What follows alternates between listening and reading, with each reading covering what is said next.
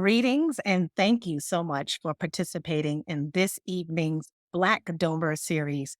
My name is Kendra Washington-Bass, class of 1994, and I proudly serve as the chair of the Black Alumni of Notre Dame. The Black Alumni of Notre Dame was founded to enhance the presence and experiences of African American students, faculty members, and as well as administrators, because we want to make sure that we feel like we belong.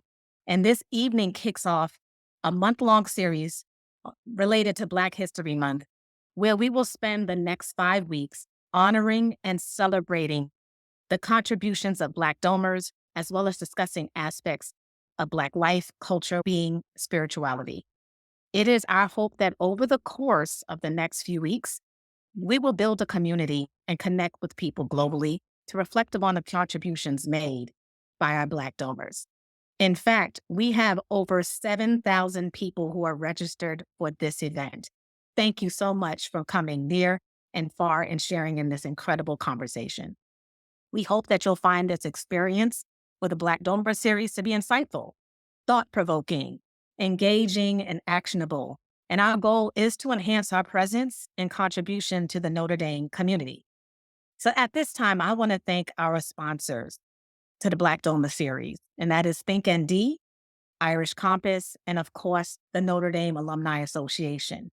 I want to especially thank the countless volunteers who've given their time, energy, their reflections to be here with you this evening and throughout the month.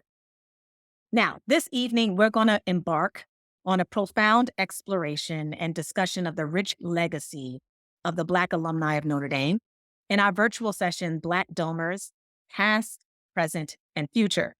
We will dive into the depths of their experiences, contributions, aspirations, shaping a dialogue that bridges the past, informs the present, and inspires the future. You definitely want to make sure you stay tuned in. We also ask if you have questions for any of the panelists as you listen. We please invite you to use the Google form that will be in the chat that we're going to be sharing with you in just a few moments. This will allow us to facilitate the questions as effectively as possible. The panelists will try to answer all of the questions in the time allotted, but at the close of the program, we will make sure to keep those questions going and answer them in future conversations. At this time, I now want to welcome our wonderful esteemed moderator for this discussion, the co-founder of the Black Alumni of Notre Dame, Mr. Richard Ryan's class of 1979. Have a good one. Thanks a lot, Kendra. And thank you, everybody, for joining us on this occasion tonight. We hope that it is educational, enlightening, uplifting, and inspiring for each and one of you.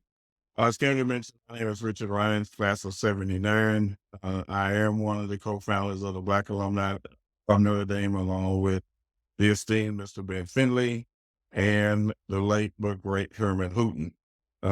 This has been quite a journey ever since the original meeting back in 1985, but it's something that I'm proud to say continues to go, continues to grow, and to get better and better.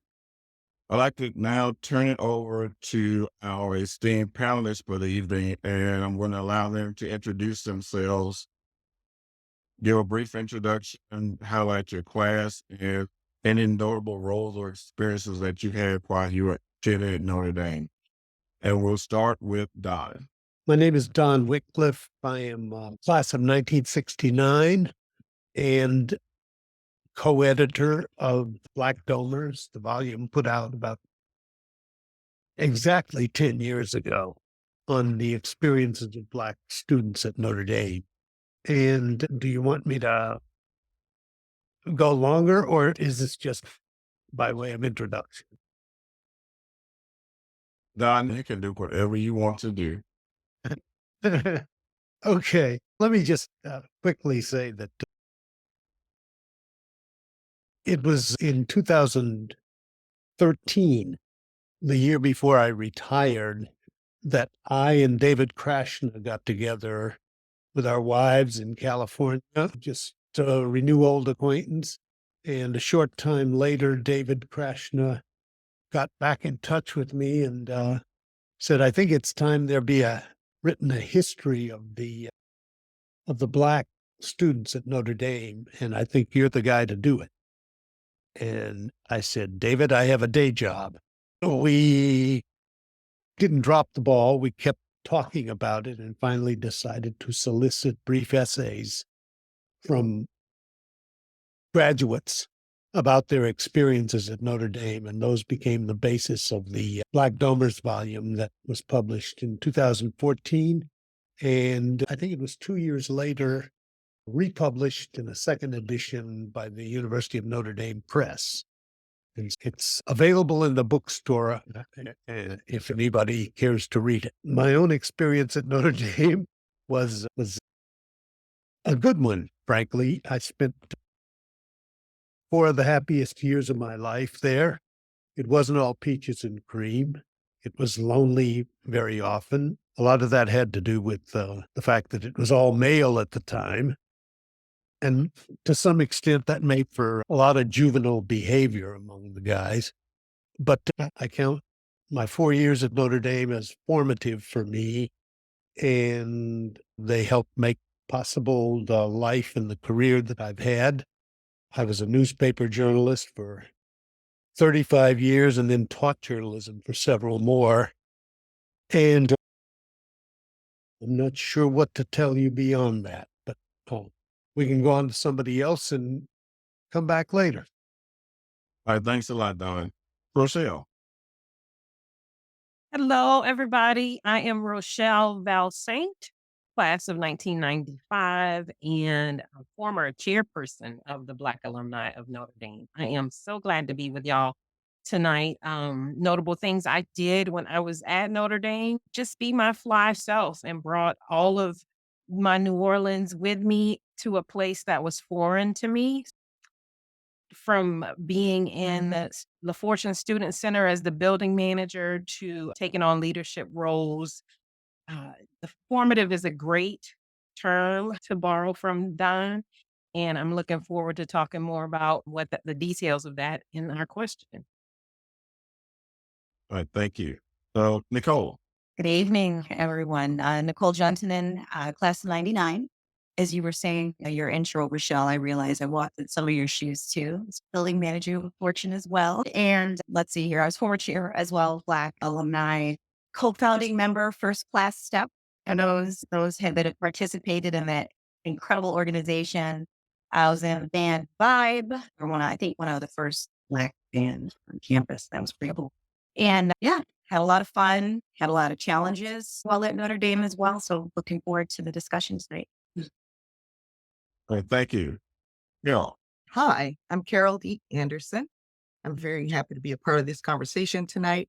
I was one of the fortunate few selected to be a part of the anthology that Don and David wrote a few years ago. Quite a privilege to share my experience there that will live into posterity. I am the owner and principal consultant of Anderson Finance Consulting. I provide corporate finance and business strategy support to startups and small businesses, anybody in trouble or transition. I also coach business leaders to create balanced life along with their business. I think on this panel, I am one of the rare ones who graduated from the graduate business school. So I'm a graduate alum, completed my MBA almost 25 years ago, which is next year's anniversary for me. I served 12 years on the Black Alumni Board. And in all of those 25 years, I have been connected to Notre Dame for the betterment of the African American experience, for students, for alums, and to support the administration and leadership in understanding the uniqueness of our needs so that there is a continued presence for our students to feel like they are understood and supported. Other than that, I'm a massive adventure traveler. I spend a lot of my time. What I work for it is wandering the world. I'm an avid sports fanatic. I will travel the world for sports. Thank goodness World Cup and the Olympics are coming to LA, where I'm from.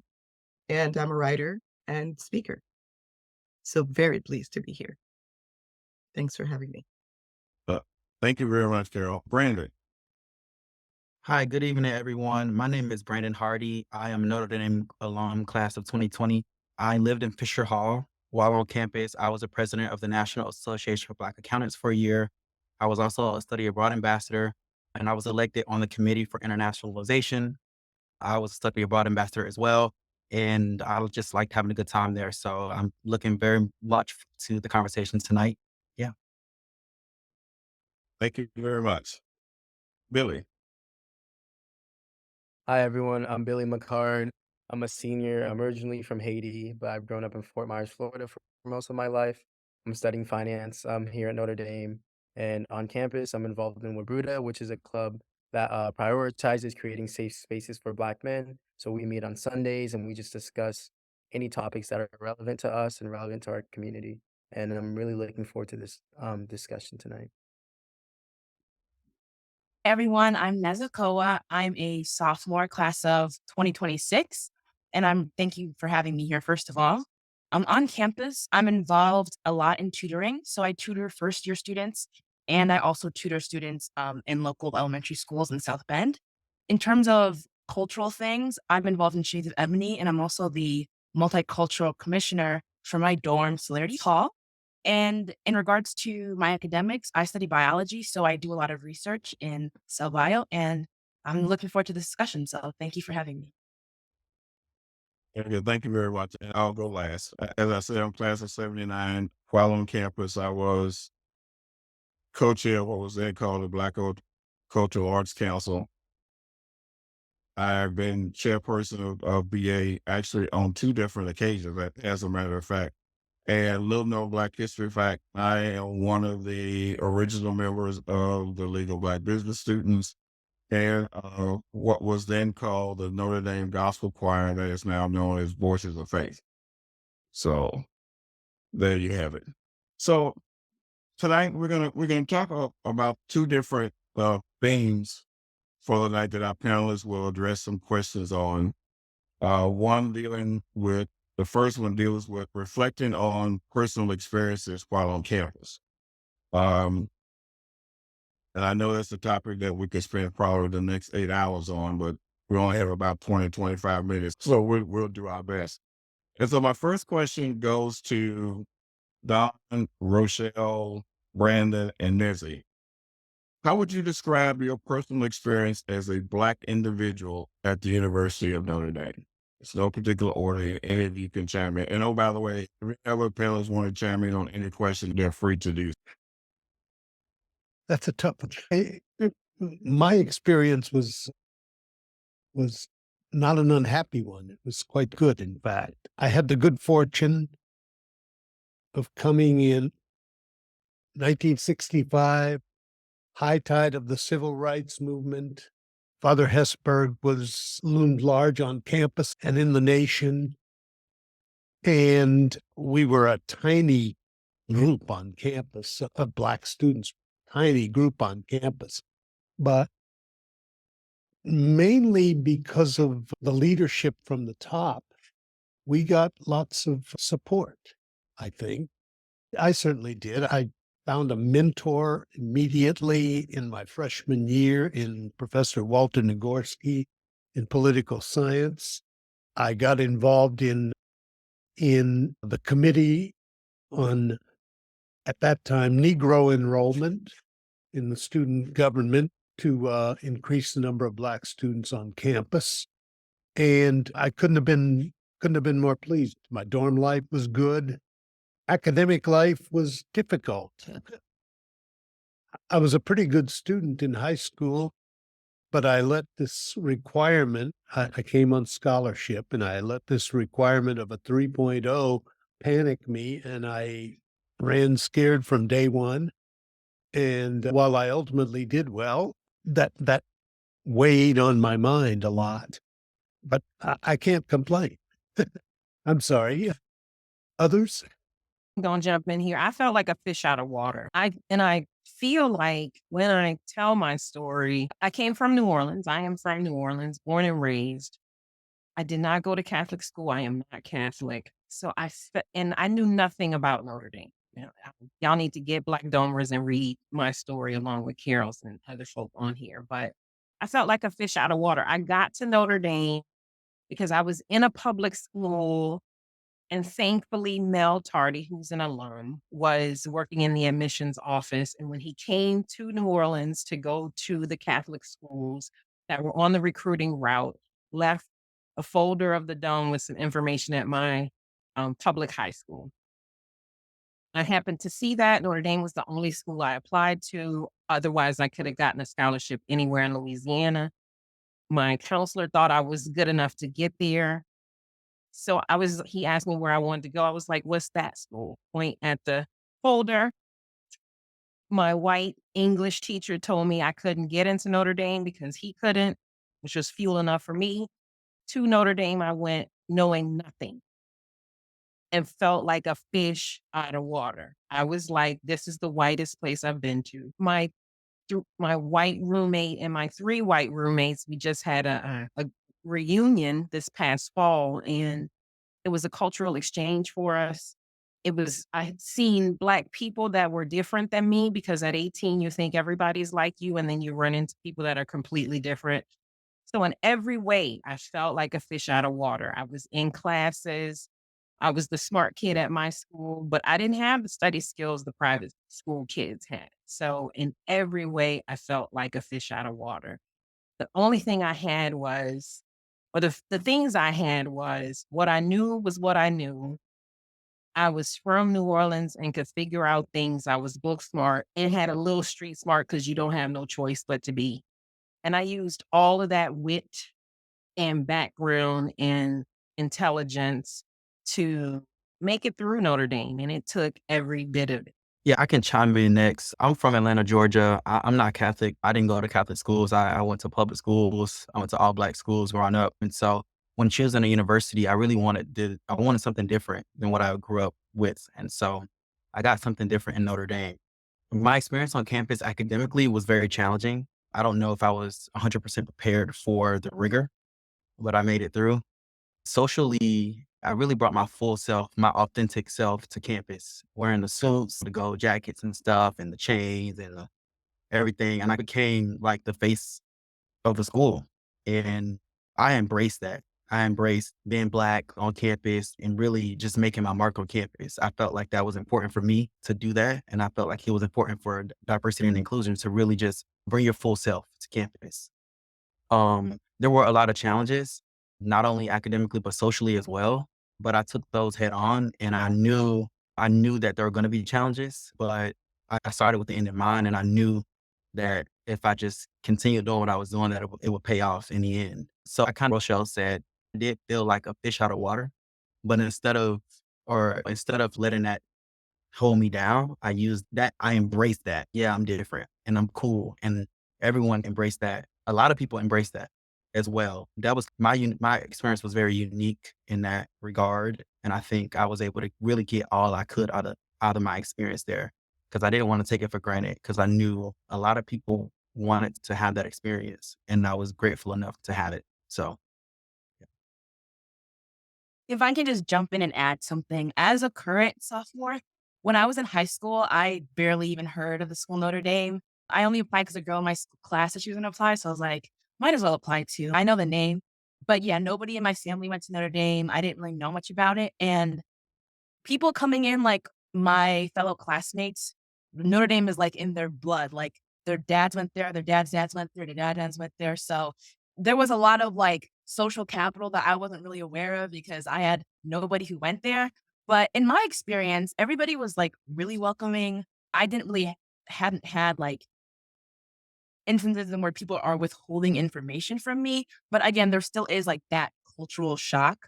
In regards to academics, especially as a STEM student, there are times where I see like some people don't think I belong in that space, or when I say things that like I don't really know what I'm talking about. Because again, Black people, especially Black women, aren't in STEM that much. So when I have something to say or I have an opinion or I'm in those spaces, it might seem like she doesn't really know what she's talking about. Sometimes I've had those experiences, but something that's really been helpful for me, at least on this campus, especially, the Black community is very close. I have people that I can rely on, people who are in the same major as me who are Black, who I can like confide in and be like, am I crazy? Am I tripping? Or she just talked to me in a way that was like, having that community has been very helpful. So while the community itself is welcoming, being able to rely on the Black people that are there has been something that's very helpful to me, my freshman, sophomore, and as I continue throughout Notre Dame. Can I add something, Richard? Yes. I came in slightly different because I came in as an adult into the graduate program. I must say, though, initially, Notre Dame was not an option that I even considered coming from Los Angeles, big city life. Every business school I looked at was in another large city. Notre Dame, however, found me and sent me an invitation. And as a sucker for beautiful things, I had to respond. So they sent me this beautifully gold embossed invitation to come out for a preview. And I came and I fell in love with Notre Dame. I am an immigrant who is very comfortable in self. I'm from Belize, very comfortable in self. In my mind, I can be anywhere and I'm comfortable anywhere. I also grew up in the Catholic school system, except for my undergraduate degree, which is at University of Southern California. All of my other education was Catholic education as a cradle Episcopalian. So I was comfortable with all of that. So when I visited Notre Dame, I felt a lot of familiarity. I felt the value of the network, which I was accustomed to at USC. I felt the Catholicness. I appreciated to see a cross above the doors in every classroom. As simple as that made a difference for me. And I had the impression that it would be a place that would attract people who are just as kind and open and loving, etc. Real world hits real world, right? So you show up and you have a different experience because it being a universal academic environment, it brings all kinds of people to come to the campus. So my classmates were interesting. It was an interesting lot. And I had to learn how to navigate those relationships. But like you know, the beauty was that I found resources that could support me. The Irish Outlaws, the Ben Finley back at home in Los Angeles, who was the first person I told outside of my family that I got admitted to Notre Dame, who was, of course, very happy. So I took the way I managed myself as an adult made a difference versus those of you who were there as really young adults in your undergrad experience. And it's why I can speak to young people coming out of California to share with them why it is a place of value. And I also assessed it from the value of the network, the rigor, Notre Dame's place in the academic society, what it would do for my career as a businesswoman. All of those things is the way I made a decision that no matter what I experienced, I was going to complete this.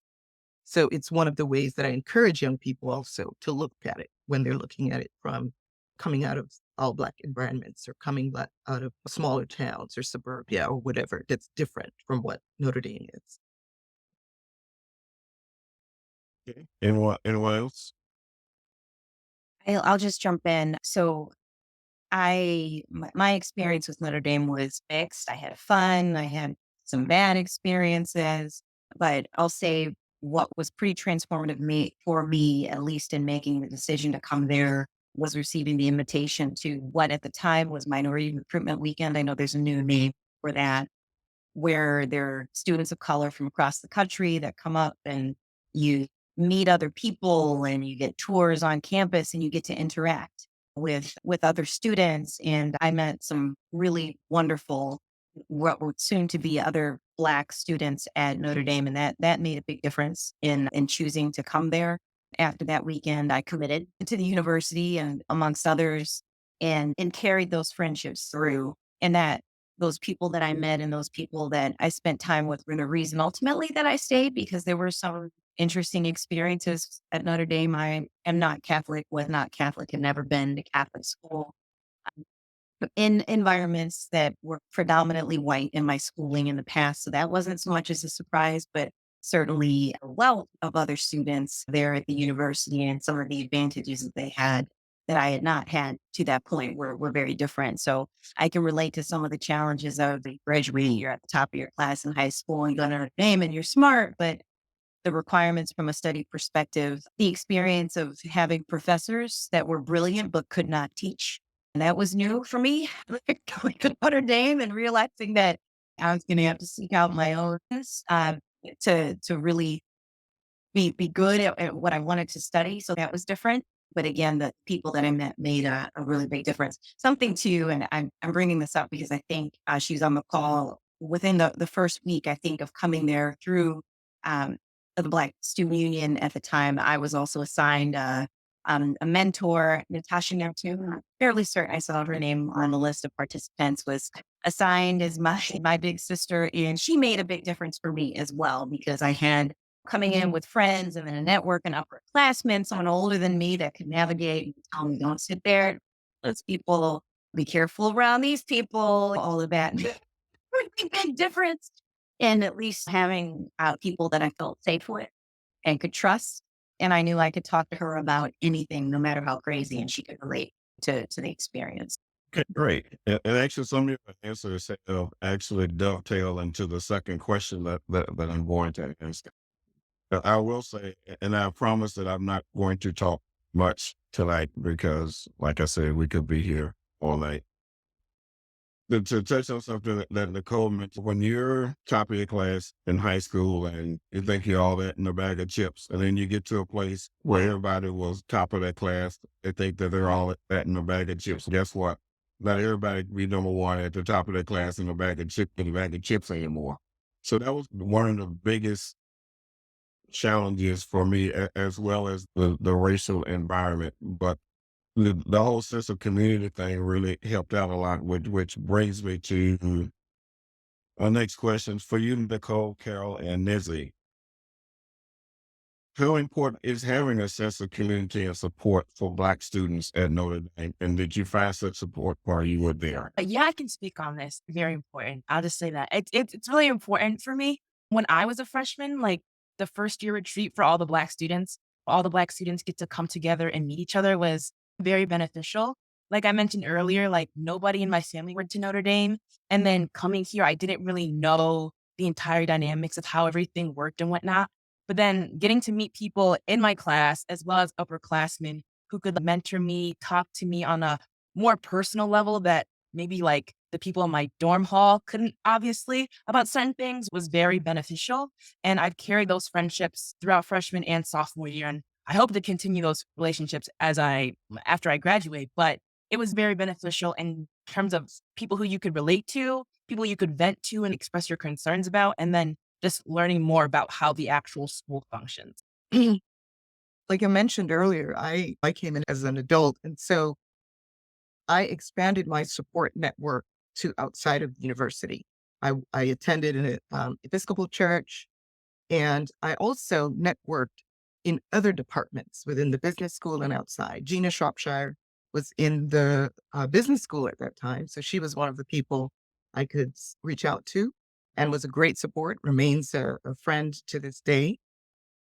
I mentioned Iris Outlaw. She was someone who could help me navigate resources on campus.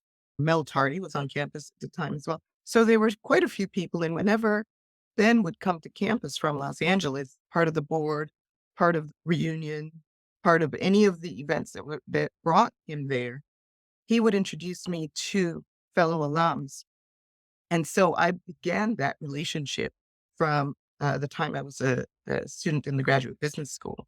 And it is why I have continued to provide my presence and my support, because I think the community of students really need us. They really need us. They need to know that and in fact, it's what I share with students and their parents when I'm speaking with them, that their children will be covered. They won't be there alone. It's a phrase I use all the time. Their students will be covered. They'll have someone available that they can talk to, reach out to, connect with, no matter what they're experiencing. That's the way I survived it. Carol, just to dovetail on that, I talked about some of the friends, but I think you see certain names and everybody starts nodding. Mel Tardy, Iris Outlaw, Gina Shropshire, Chandra Johnson. There are a lot of resources and staff and faculty that were really instrumental in creating a safe space and again, helping navigate. And it's wonderful to see Billy and then just to see maybe you nodding a little bit like you had some involvement with some of them too, because that's so important too for continuity and to know that you feel that same network of folks that not just students, but also people that are in the university and get it and understand politics and what's going on and can help navigate when there are difficult discussions. Or I remember I had scholarship, but it didn't cover everything, and how you secure additional funding if you need to do this. And I wanted to study abroad, and I didn't want to do that at Notre Dame. How can I navigate that? And having that network of staff and faculty that were there to support. And I know there are so many more folks that are there helping the current students, but that's a pretty big part, I think, of the experience as well. Carol, I just want to thank you for using the word covered. I literally got chills. I was like going to church with that one because there is a covering. In sharing my own story and how I got to Notre Dame, I couldn't have dreamt that path, but that was my path, and I'm clear I was supposed to be there. I learned that I was Irish while I was at Notre Dame. I have Irish roots. Not that these freckles shouldn't have told me, but the connection was not made before I got there and got the story of my ancestry while I was at Notre Dame. But there definitely was a covering. And this conversation is full circle for me because graduated in 95, started work in 97 on the Black Alumni Board because I wanted to immediately give back. Having Kendra as the chairperson is in direct connection with me because as I was serving over the years, I implored upon Kendra that it's our work to reach back because as tough as the journey was, and it was a tough journey, it was amazing in other ways. In that covering of our community is what kept us, what kept me. And we have to keep the next generation coming back. And yeah, that covering is so critical. Can I add one thought? You asked about community, and community extends beyond the campus. This is one of the themes that comes through in the earliest essays by graduates in Black Domers in the 50s, 40s, 50s, 60s. You find repeated mentions of the importance of the South Bend community, not just their pride in finally seeing Notre Dame having some Black students, but practical assistance, inviting people for dinner and that sort of thing. And I live now in South Bend in retirement, and one of the things that I have really been disappointed about is the difficulty in building connections between, for example, the 100 Black Men organization here and Notre Dame students on campus. There's such a wealth of talent and example in those Notre Dame students, and we've just never been able to bridge that gap. And it saddens me, but it's an opportunity, and we ought to look at it that way.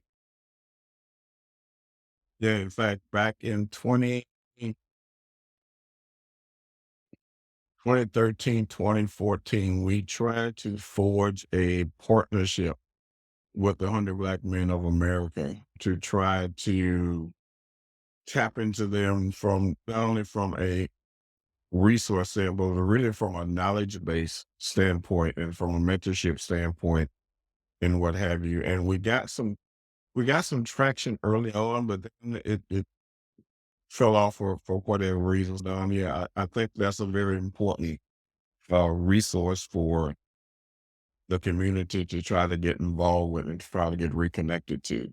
Yeah, I want to jump in on two things there. Richard, there was actually a summer program with middle schoolers that was connected to the 100 Black Men that Jackie, I can't think of Jackie's last name right now. Yes, Rucker. thank you. She started that summer program out of her office at the time. And I actually taught in that summer program and went on for a few years. And then it lost traction. So that opportunity is there. And there's actually a blueprint for it to just pick up the program that Jackie created back in 2000, I want to say 13, 14. as well. Yeah, us getting into the community, keeping those connections open and pulling forth kids from South Bend is critical. But there's also the hairdressers, the place to get ribs, because I'm telling you, I needed all that when I was there, right? And those are the real ways that community matters on campus and off. Now, I was the person who did hair on campus, right? I actually have someone right under me who said to me, I did her hair when I was on campus because I was in BP Brain Phillips. And I was making my little coin how I could. And Tracy Miller was her name at the time. She's married and has a different last name. But she said, Rochelle, you were the big sister I always wanted because she's the oldest of all of her sisters. And that just made my heart swell with pride. So, in all the ways that we can create community, have community, and be covered, we just got to keep and finding ways to do it.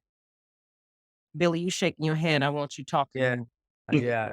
On top of that, just to add on that, on the subject of community, I always found it important to just have people like who look like you, in your major, people who are just trying to guide you in the right direction. That's what I strive to do. And I think that's one of the important aspects of Wabruta, having a space for Black men, being able to talk to others. Like I personally I'm always reaching out to like sophomores, freshmen who are finance and who are Black because it's harder for us because we don't know about these opportunities. I didn't know what investment banking was. I didn't know what private equity was. All these opportunities that you don't know about. So it's really important to reach down and keep the door open for others once you've made your way in. That's something that's been important for me. A lot of like seniors when I did that for me when I was a freshman, juniors when I was like a sophomore, they all did that for me. So that's been very important for me. So I think that's been something that's defined the community. And as you said, like having like hairstylists, like we have Barber Joe on campus. And I know that was like huge bringing him back after COVID. It's really good to have people who know how to do your hair and not having to wait months until you go home to do your hair. So all those little things like create like a better sense of community for Black people on campus, I would say. And but don't forget to reach out to us old heads too. There's a lot of wisdom in a lot of these guys that have gone on before you guys that are willing and able to provide any type of support, guidance, or whatever that you guys need. Definitely, Richard, speak for yourself when you say old heads. definitely. Call my name. Okay. The Oh, experienced heads. wisdom, or as Kendra calls me, the old. Let's move to another topic that deals with navigating change and future aspirations. And so I'm actually, because of the time, I'm going to actually open this up to everybody. Given the current climate, how can the Notre Dame community actively contribute to advancing racial justice and social inclusion? I'd like to say, Don mentioned that while he was on campus, the difference that Father Hesburgh made, and he demonstrated it from the top down. I really believe that the administration, the leadership, everyone who holds any level of authority on campus should have a unified perspective on equity, inclusion, justice, fairness, acceptance, not tolerance, because I don't want to be tolerated anywhere, but to be accepted in the diversity that's on campus, regardless of what the diversity is comprised of. That there should be this feeling that as a culture of our university, that there will be no tolerance for causing damage or hurt from anyone to anyone else, that we have an acceptance of each other. And Father Hesburgh made it very clear. We knew while he was alive and we were on campus to show up for our board meetings or for whatever reason, we knew that he had a godly love for all of us, that he was insistent that our presence was important to this community. And it would be wonderful to feel that again in a very powerful way. That that a student will choose to not apply if they think that they will only bring bad behavior with them. I want the students to apply who believe that the culture of Notre Dame is such that if I behave this way, I'm not going to fit in. I think it's so critical, um, not only Notre Dame, everywhere really, because we want a diverse experience. I learn better and more because my peers come from different life experiences. And I can learn from their life experiences. I can ask them about their experiences and learn, grow, be more accepting, be more informed. That happens when, from the top down, there is this commitment to that. That's what I believe. Carol, I think you're right. I think you're right. And we've been lacking in that for some time. I think a consistent, as you said, a consistent message and a willingness to state unequivocally what is and what is not acceptable, certainly throughout the world, but especially what takes place on campus. And I know a lot of work has been done by some of the folks on this panel, some of the folks on the call to try to hold the university accountable. And I know that those conversations continue, right? I think we have a change in leadership happening right now, presently underway. And every change is an opportunity to demonstrate consistency. And I know many folks are hoping and waiting, and I'm especially interested from the current students and how you feel about that and what the temperature feels like on campus. But I know that we've asked a lot collectively as the Black alumni of Notre Dame, and we've stated what our requirements are, and so have those alumni that guided us, that got us to this point. Richard, Ben, Don, everyone, Jason, we've stated what we've needed and what, in collaboration with students at various stages within the university, what we felt that they needed to feel safe. And I know that there's some gaps there. There's still some gaps. I think you're right, Carol. It's stating and then showing up that way as a university to prove, again, as you said, Rochelle, we create coverage for one another. Staff and faculty that are Black create coverage for us. We want to feel that all the way down and all the way back up in the university. So again, especially interested in what the current students feel about the consistency of the administration and what you're hearing from leadership on campus. Not to derail the conversation, but Yeah, I feel like as a current student I and mean, as one who's on my way out, I'd like to see more. Sorry, internet's going. I like to see more Black professors and Black people in leadership. I only had one Black professor while I was on campus, and I just feel like that's really important. I feel like sometimes professors from different. It's just good to have. It's good to have that diversity of thought. That's super important, and I felt like that's something that was really lacking. I know. I don't know if they still have it, but when I got there, we had just started like Moreau first year of studies where we would. I don't know if they still have it, but we would talk. We would try to talk about different things on campus, like racial and biases and stuff like that. And I feel like it was a great idea, but I think it missed the mark. I feel like definitely when I was on campus, those are things that we should be talking about, that everybody should be talking about. And it shouldn't just happen on MLK weekend, right? It should be happening all the time. So that's what's important for me. I feel like that's something that the university can do to really show that we don't just care about diversity and inclusion, when it's benefiting us, but we care about it all year round. So that's what I think. yeah, definitely agree with that. And building off of that, I think the university has to be proactive rather than reactive. And I think that's been the case for a while now. And I think Moreau can be great depending on who you have. Like I was blessed to have a really great professor and we talked about all of these progressive things. And I truly believe a lot of people in the class learned a lot of things they didn't know in terms of race and diversity. But I think being proactive also, you have to go at the root of it. I think Notre Dame, the root of Notre Dame's identity and where people make their friends and where they spend most of their time socially is in the dorms. I was in Dunn when I was on campus. Dunn's pretty good dorms, got pretty good culture, I would say, but there are definitely, like, every dorm has bad seeds. And I've definitely been friends with other Black kids or Black students on campus who are in these dorms that just have horrible cultures. They have all these red flags. People are saying this and that. And I'm like, there's no way these things are like, this is just happening in your dorm. What's your rector doing about it? So I think it really starts in the dorms. You gotta start at the root of it because that's where that culture starts. It starts in the dorms. So having zero tolerance for any racism, discrimination, I think it really starts in the dorms, and that's something I'd like to see implemented. And I'm hoping with newer dorms being built, I heard, I don't know, like, so I can't say for sure, there's like gonna be the first Black dorm or like first Black funded dorm. So hopefully things like that are like things that are pioneering and leading the way and paving like a better path for Black students on campus and encouraging the university to step up in matters like this.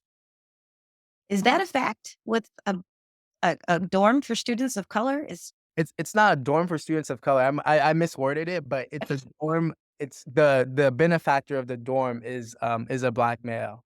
okay. Correct. Yeah. That's outstanding.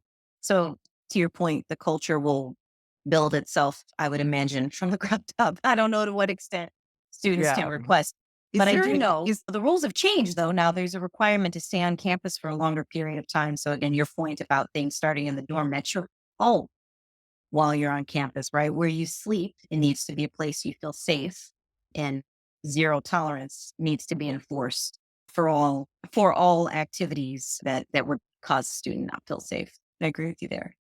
I recall We when know Father John in was coming in as effect, president, and when Dolly came on as the newest executive director of the Alumni Association, there was a portion of the onboarding that included conversations with the minority boards. And I don't know whether this new administrative change will have something similar, where the different voices and constituency groups will have an opportunity to interact with the team, the leadership team, to find out what we believe to be critical to each of our respective groups. And if that opportunity exists, if there's something that we can do proactively to set up what it is that we really want. I know you mentioned, Nicole, that many conversations had been ongoing to state the things that are critical for us, but I wonder whether the new leadership will create an opportunity for those conversations to take place, because all of what we're saying has to come from the top. If the top doesn't adhere, believe, set policies for such, nobody down below, by the time it gets to the dorms, will feel inclined to behave in a way that is godly, that is part of this network that we choose to be a part of for the rest of our lives. So I wonder if that is an opportunity. I just wanted to make a really quick point, especially in regards to the Morose thing. I know that the Diversity Council is like working on initiatives to integrate like more controversial or progressive topics into the curriculum. So that's definitely something that's going to be, I think, implemented in years to come. But yeah, in regards to current administration, I do wish that they would stand more on what they believe in. If they're claiming to truly advocate for diversity, equity, and inclusion, I wish they were more firm. Even like a simple example, especially when the Supreme Court case came out for affirmative action, and then the university posted a statement on their social media, and it was very vague. It was like they didn't want to upset like a certain demographic of the university too much. And as like a Black student, I felt like you're valuing that demographic or that portion of campus more than you're valuing my academic future, academic safety, and just social awareness and being perceived on campus. So I just wish that was something that they could champion for more. Me and my friends were just making a joke. We saw there was like a picture or something for, I think it was for like MLK weekend, and there was like an MLK quote, and there was like an airbrush picture of like Father Jenkins on the back. But like, this is the same school that like, when we're asking you to stand on it, like when it really matters, it feels like sometimes they fall flat. So I'm hoping that with new administration coming in, there'll be more of a shift for that. So that's just something that I've noted in my time here. may I add one thing, and that is that I really do think it's important to couch all of this effort in terms of Catholic social teaching. Uh, there are powerful arguments to be made in terms of Catholic social teaching, for the kind of thing that we want to see, I think. Study of things like race and reconciliation and issues of that sort. I know David Krashna and I made an attempt back in the late teens to persuade Father Jenkins to undertake some kind of conversation, campus conversation. And It didn't go anywhere, but I really do think that the religious element here can be a powerful weapon. That's all.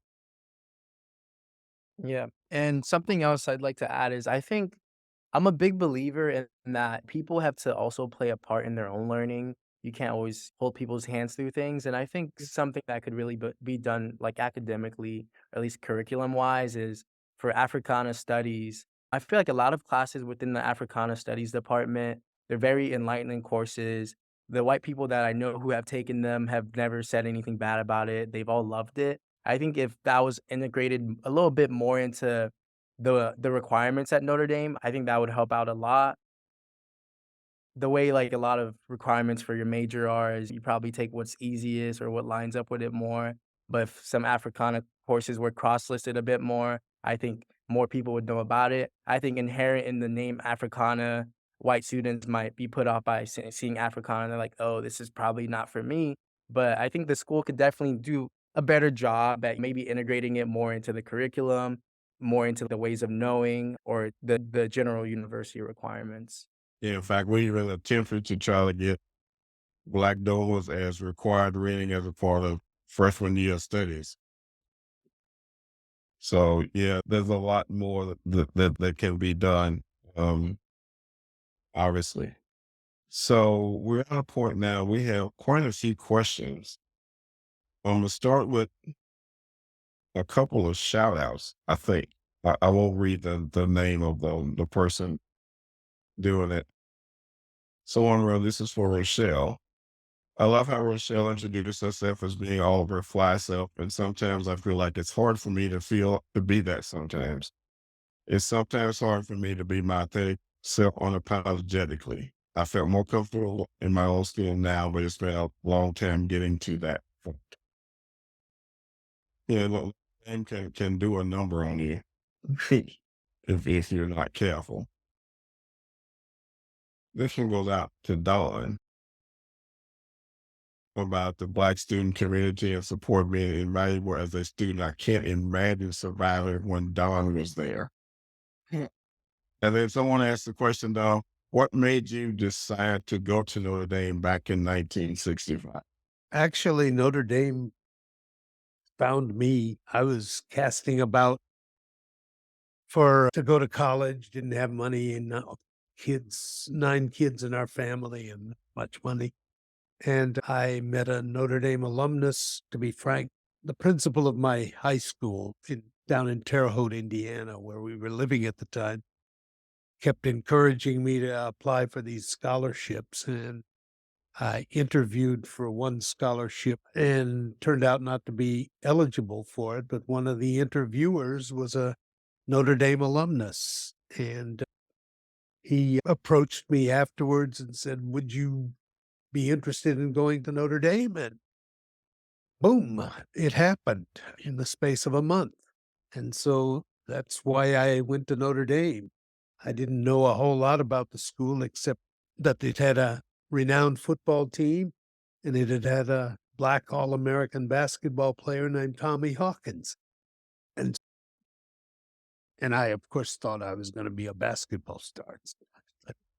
We know how that goes. So that's how I ended up at Notre Dame. And it was a fortuitous thing. Okay. And this one is for Brandon. Now that you are a young alum, what do you see as the benefits of the degree? That's a great question. I feel like no matter where, so I've had a couple jobs out of college, and I feel like it's the alumni network is what's most powerful that I've seen. When I graduated on COVID, so the job I had lined up, they canceled the program, and so I was jobless, and I was looking for a job, and I applied for a job at a company, and they denied my application. And I actually noticed that one of the people on the board of the company was a Notre Dame alum, so I called him and I told him what happened, and he actually that same day he had the VP of sales call me. And so I think that's what's most powerful is knowing that we have alums in high places that will help you. I've never reached out to an alum that didn't offer help. And so in turn, I hold myself to that standard as well. When students reach out to me on campus, I do what I can to help. So I think that's the power of the degree. It's the people that you meet. And one piece of advice that I would say is that while you're on campus, make sure that you're networking and make sure that you're getting to know people, not just people that look like you, but people in all different realms, because you never know where they're going to end up and you never know how they can help you. And so that's something that a lot of people take for granted and don't take advantage of. So I'm I Imma can jump in tell you here. how Oh, many times I was in a conversation with people, and the conversation a lot of times was going down a path that I didn't really care about. And then all of a sudden, they would notice this. And they would, hey, where's that ring from? And I would tell them I graduated from Notre Dame. And you would be surprised how the conversation shifted to a more positive tone, a more helpful tone, a more encouraging tone. So yeah, if you got one, wear it proudly. But yeah, to your point, the time to start making connections, and we've got a lot of great organizations there on campus that'll help you do that. For Black alums, or we're around to help you as well. But yeah, it blew my mind at first because I was like, "That all it took?" I started to wear it around my neck, but then I decided not to. Richard, I do wanna say, for anybody that's on this call that you haven't started or you're a young alum, the person who asked that, you can use that network at any point. Access, I can't my Notre Dame, I can't remember what it is. I have used it to my daughter went to Pepperdine University because she didn't get into Notre and we needed some help with something while she was at Pepperdine. So I looked up Notre Dame alum from mynotredame.com who were at Pepperdine. Those people immediately jumped in and helped me. Daughter was also at Pepperdine when the fires happened in California. And then Ben Finley went and got my daughter from Pepperdine, who was in the midst of those fires, brought her down, and she stayed with him for 2+ weeks before we got her home. While it is good to do it while you're on campus, if you don't, you always have access to that database to look anybody up. And for that job that you want, the way I look for a job is if I'm on LinkedIn and I see a position, I go in my Notre Dame to see if anybody works there that's a Notre Dame alum and make that call. So you can use it at any point. Don't wait on them to see your ring.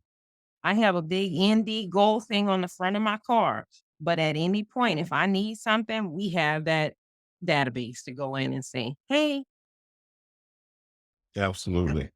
And this is part of why even when you're struggling or you feel like as a student you're struggling or you're an applicant and you're trying to figure it out, this is part of the value of your education. Anywhere you choose to go is what I tell young people. Make sure that wherever you land, that network will stand by you for the remainder of your life throughout your career, right? And like someone mentioned earlier, start those conversations the moment you become the kids out of California that I usually call when it's time for admissions. I let them know that you can interact with alums now. Call the admissions office, ask them if they can put you in touch with someone who's in the field that you're interested in, who's graduated. And that person can walk you through what their journey was like at Notre Dame and how they can guide them. So if it's beyond something that I'm familiar with, I point them in that general direction. So it's always 100% available to you. Leverage it. Kendra, I know you're off visual, but this next question really goes to you. What do you think the board can do to encourage African American student enrollment in light of affirmative action being struck down? Okay, I'm here, I think. Hopefully, I'm You're here. rejoined. I'm here. Okay, so say the question one more time. What do you think the BA board can do to encourage African American student enrollment in light of affirmative action being struck down? I think one of the things that Carol just talked about is making connections early. One of our strategies that we've employed is having the opportunity to connect with students who not only have applied and got accepted, but students just like Rochelle who didn't know what Notre Dame was. I am a walking recruitment vehicle, right? Everywhere I go, I have the opportunity in every exchange to explain to students why it's important that they belong at the university. Our mission is to enhance the presence. And if I want to enhance the presence, I have to do my job in helping students at least think about Notre Dame being an option. That's the first part. The second part to it is, how do they get prepared? So you heard earlier, some of you talk about fish out of water or I wasn't quite ready. Preparation doesn't happen in high school. Preparation for a Notre Dame happens in elementary school and middle school. I'm only speaking this because I am an educator.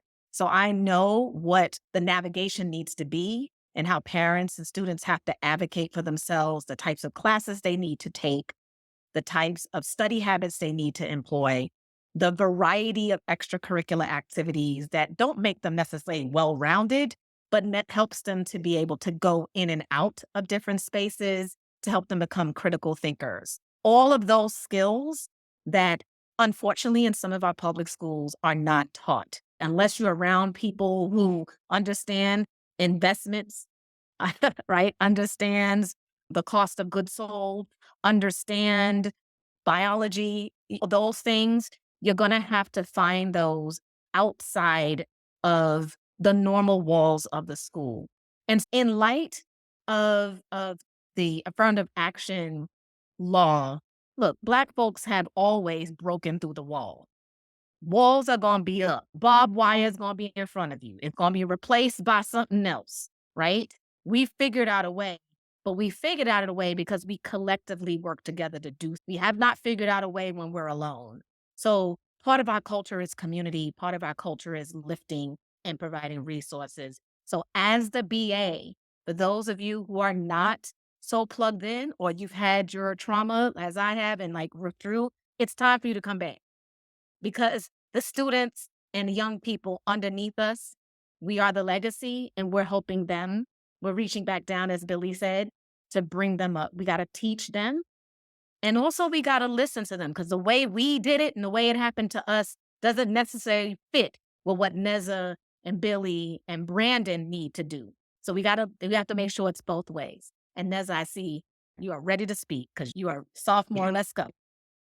I just wanted to mention you were actually the one who called and emailed me when I was accepted into Notre Dame, and no other school, Black alumni, regular alumni, any other alumni, like nobody reached out to me in the way that you did. And then to see somebody reaching out to me, especially somebody that looks like me, who's telling me about all the things I could do, all the experiences I could have, really made the idea of going to Notre Dame way more tangible. So Kendra, thank you for that. Thank you for being one of the reasons why I'm here. And then, just to add on to that, I work with the Office of Student Admissions as an intern and a student ambassador. So we overbreak, I go back to high schools around my area to speak to students. And like you were saying, Kendra, like that, getting in the nitty gritty of it and actually interacting with these students is so crucial and so important because I know the white students at those schools, they already all knew about Notre Dame, but the Black students, when they saw me come in and tell them about everything that they could do and experience as a student at Notre Dame, I could see that there was a little bit more. They weren't really apprehensive to ask me like the real questions that they were wondering about the school. So as a Black alumni, please get involved because the students want to see people who look like them thriving and who actually want them to be there and experience Notre Dame. And I'm very glad to be here. I love the school. Yeah, I just wanted to mention that. Thanks, Richard. Okay. A couple other comments. Don, you and Dave have been given a new assignment, and that's to make an audiobook version of Black Donor. So you can let us know when we can expect to get that. Someone mentioned about how this discussion has been very cathartic. And thanks to the panel for that. We have time for one more question. And if we don't get you a question, I promise that we will get you responses to them. And this goes out to the entire panel.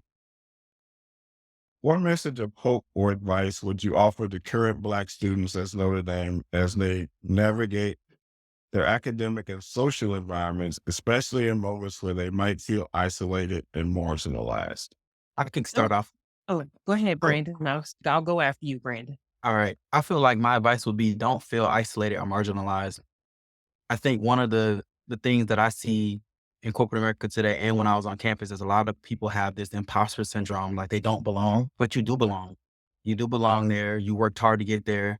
You stayed up countless nights in high school, middle school, elementary school. You studied just like everybody else. So you belong to be on campus.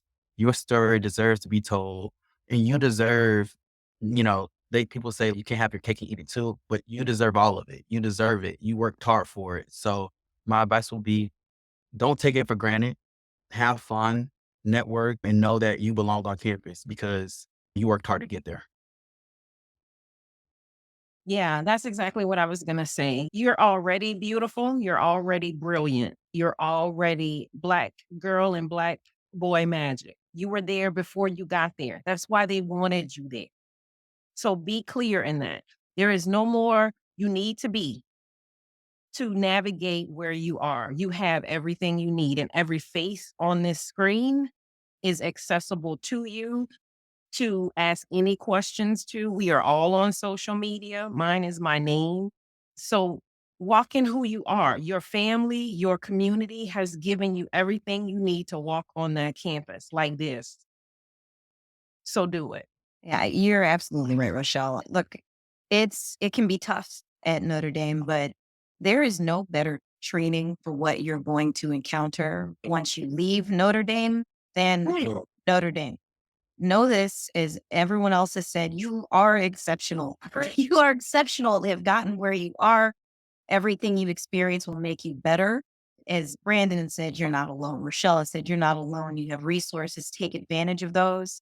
And again, just know that what you're experiencing will help you continue to excel once you leave the campus of Notre Dame.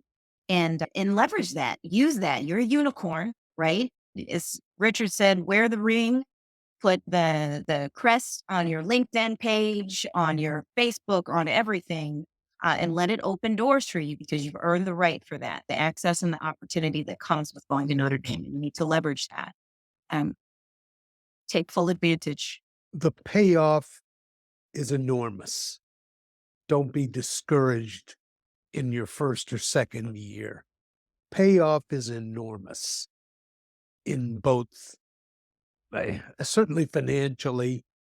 You're getting one of the best educations possible in America, but also in terms of just life satisfaction and connections, friendships, all of those things. They're enormous. And when you get to my age, you'll be thinking, wow, what a life I've had.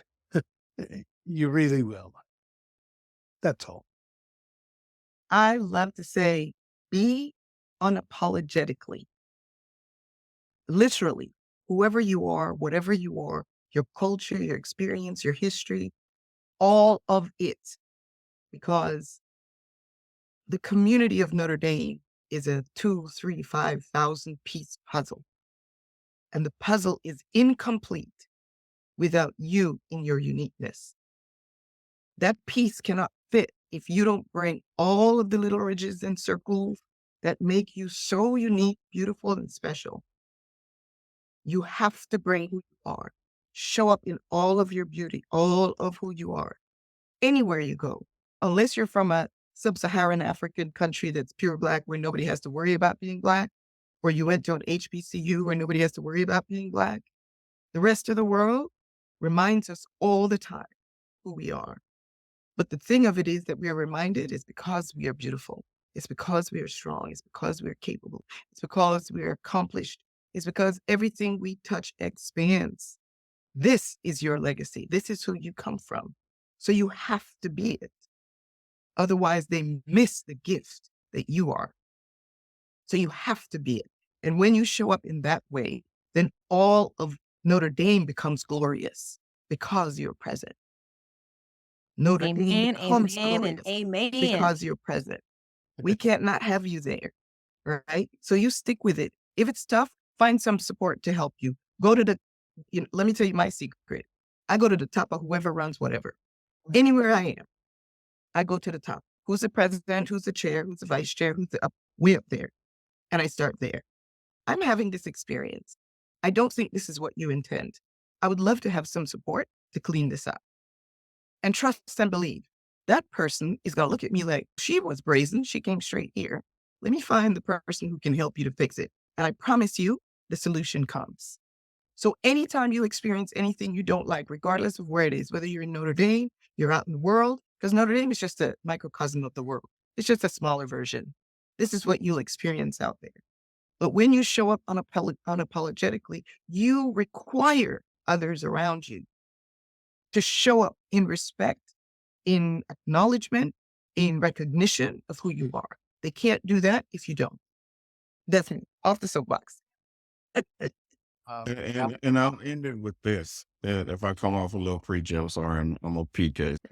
It happens sometimes. When a person loses hope, they lose faith. And then once you lose faith, then you're screwed. So my advice would be, if you're feeling marginalized or isolated or whatever, it's incumbent upon you to decide if you want to stay that way or not.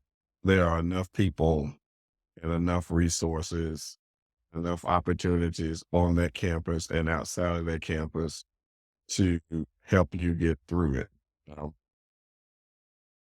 One of the things that I've loved about BA, we don't just get students there and just throw them all the deep end of the pool and hope they can make it to shore. In fact, that's one of the reasons we were created, because that's what the university was doing. So don't be afraid to speak up. No, to Carol's point, don't be afraid to reach out. We're here and we'll always be here. With that, I'm going to turn this back over to our chair, Kendra Washington-Bass. Thank you very much for allowing me the opportunity to moderate this panel. And God bless y'all, and go Irish. Yeah, go Irish. And thank you so much. It was hard to stay in the back, and if the camera was on me the whole time, you would have seen the snaps. You would have heard the yeses, the amens, the say it, sister, say it, brother. I'm so proud to be part of this community. You are our legacy, and I only hope that I will make you proud in the role in ensuring that we meet our mission. I want to thank our esteemed panelists. I want to thank and congratulate also Billy, who's going to be graduating this year. We will see you at graduation. We will Get give you that your pin. pin. Yeah, we will give you the pin and welcome you officially to the BA of ND. And Nneze, we will see you in 2 years and do the same. So congratulations to both of you. And to those of you who served on the board, thank you for laying the foundation and the blueprint for what we continue to do today. And for those of you who are tuning in, the 7,000 who registered for this, and those of you who are here live, thank you for your interest. Thank you for your support, your engagement, your interest is support. And that's what we need. Our representation matters. We're not looking more, but for just the simple recognition that we are here and we are part of the Notre Dame community and we are Irish. So we look forward to continuing this conversation. We have 4 more weeks of different conversations. And next week, I tell you, you don't want to miss this one. Our next series is going to be a great session in store. We are going to be delighted by Christine Swanson, who is a class of 1994. She is going to be joined by none other than Academy Award nominated actress Anjanou Ellis Taylor. And we're going to be showing the film Fanny. It's an opportunity for us to have a discussion about social justice then and what it looks like now from one of the forerunners of the civil rights movement who has yet to get her justice and her due, Fannie Lou Hamer. So we'll have this great discussion, and it's going to be moderated by ND faculty member, Dr. Scott Barton, who is the cultural anthropologist of the African diaspora foodways at Notre Dame. And little known fact, Fannie Lou Hamer was a food justice advocate. She was a farmer and a civil rights activist. So use the registration link that you've been using today. And for those of you who are going to be new, please register for this. Feel free to share this series with family and friends. They don't have to be a Notre Dame alum, but they could be friends of Notre Dame. We're accepting registration throughout the entire month. In addition, please check out things that are happening at local clubs. Many are hosting Black History Month celebrations and events in the area, and so we highly recommend that you be part of that. For example, the Notre Dame Club of New York City is hosting an in-person event called Trailblazers. So if you're in the New York metro area, I'm originally from New York City, I encourage you to get involved. In addition, the Black Alumni of Notre Dame has given a toolkit to every club in the country and internationally so that they can come up with ways to be able to support Black History Month. So we've curated some ideas and we hope that you'll be able to use that. I encourage you to call upon them. And to this other notion, do not wait. You don't have to wait to be invited to have your own Black History Month celebration. You can do that on your own. So some of y'all want to join me in March and we're going to the Legacy Museum in Mississippi. I'm going. So just hit me up. We can ride down together and enjoy that experience. Lastly, we want to encourage you to register for the upcoming Black Alumni of Notre Dame reunion. Yes, everyone, it's reunion year for us. The Black Alumni hosts its reunion along with the Notre Dame Alumni Association's reunion every 3 years. And this is the year we come back to campus. So it's an opportunity to connect, to celebrate, and engage activities that are related to our legacy. It's our signature event, and we kicked off this year with a beautiful tailgate, and we want to close out the year coming back together again to have fun, to let people know that we are here, but also to celebrate each other. It is the catalyst for our work. Please check your emails. You should have received one with registration as well as lodging. Again, thank you so much for this opportunity. Thank you for entrusting me to be able to continue to lead the legacy that our four fellas have created. And look forward to seeing you next week, this same time, 7:00 p.m. Eastern. And with that, go Irish. Good night, everyone.